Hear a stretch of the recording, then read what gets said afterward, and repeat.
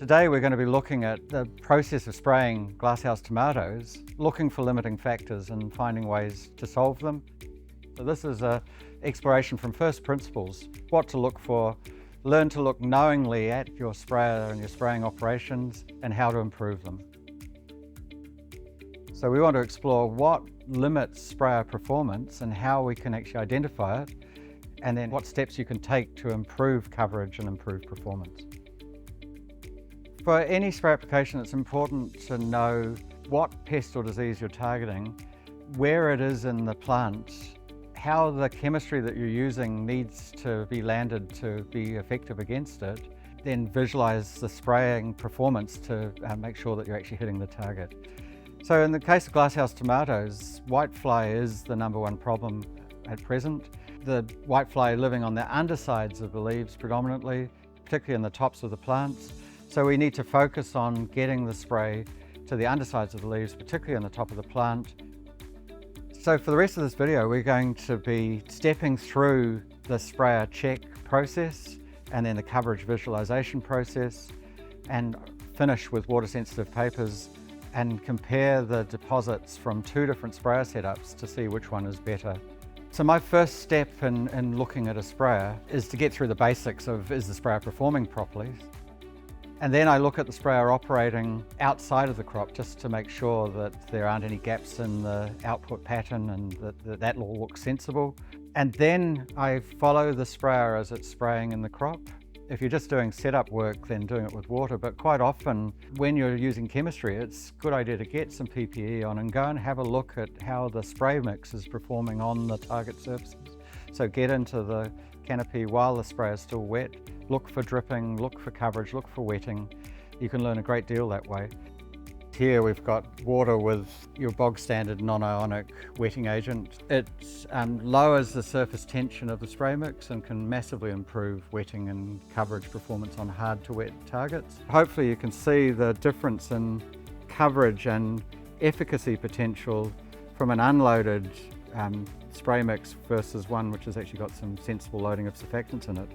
And obviously the underside of leaves and fruit are harder to wet than the upper surfaces. So it pays to look at the spreading, try and visualize it where you're trying to get the spray, which, particularly for whiteflies on the underside of leaves. So my #1 coverage visualization tool is water sensitive papers. What we try and do is get maximum use out of them. So we fold them in half to give us 2 surfaces. So getting 2 surfaces means we can get a top and a bottom, or close to the sprayer and distant from the sprayer. And typically we find that if we put 8 to 10 papers out folded in half, that gives us 16 to 20 surfaces to see deposits on. And that tells you a story about how your sprayer is performing. The rule of thumb that works really well here is that we want to get at least 80% of the surfaces with what we would consider effective coverage. So we don't want to see any more than 20% undersprayed surfaces. There'll always be some that don't get hit, but we don't want to see more than 20%. I'm going to put them onto this fixed target spray pole. And the beauty of using a tool like this is that the fixed target means that when I make a change to a sprayer and run it past the target again, the change of coverage on the water sensitive paper isn't due to the chance of where the papers were, because they're in the same place. So any differences is actually due entirely to the changes I've made to the sprayer. So this is a brilliant tool for testing out sprayer performance over the full height of a canopy. So once you've completed your spraying, pull the papers out of the canopy as soon as the canopy is dry enough. And we always put them out on a template like this. This is the bottom surface through here so these are the papers up the pole. So this is low down in the canopy. This is at 2.4 meters at the top of the canopy.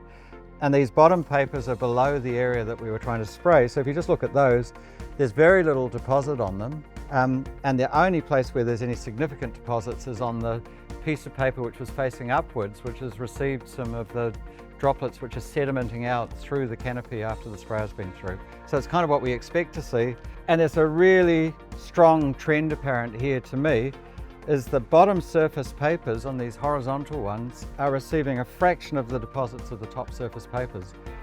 And then these vertical papers, this side is closest to the sprayer. This is the side that was distant, and there's a tendency for the far side of the canopy to get a bit less than the side that was closest to the sprayer.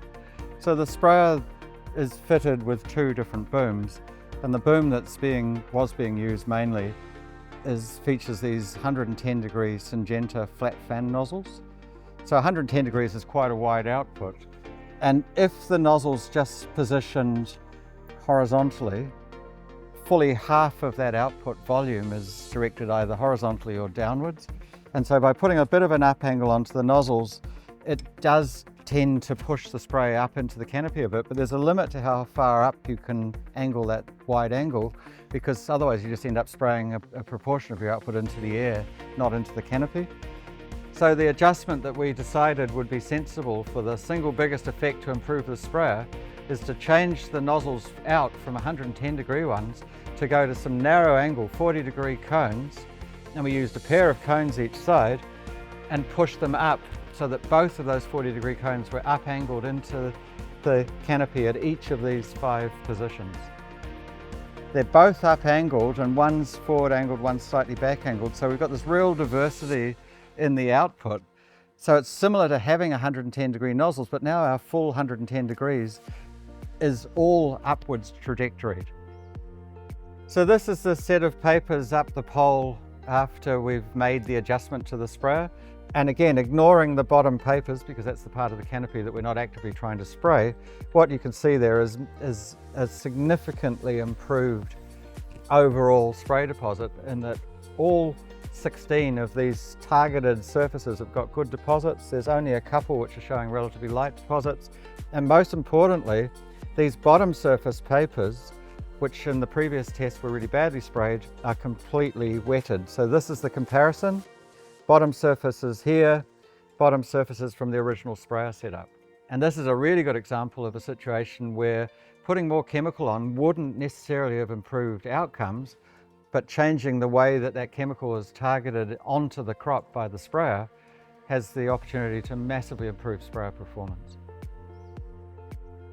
So as you can see, the exercise of coverage visualization doesn't take very long, and it can have huge value to help you improve the performance of your spray program and your spraying outcomes.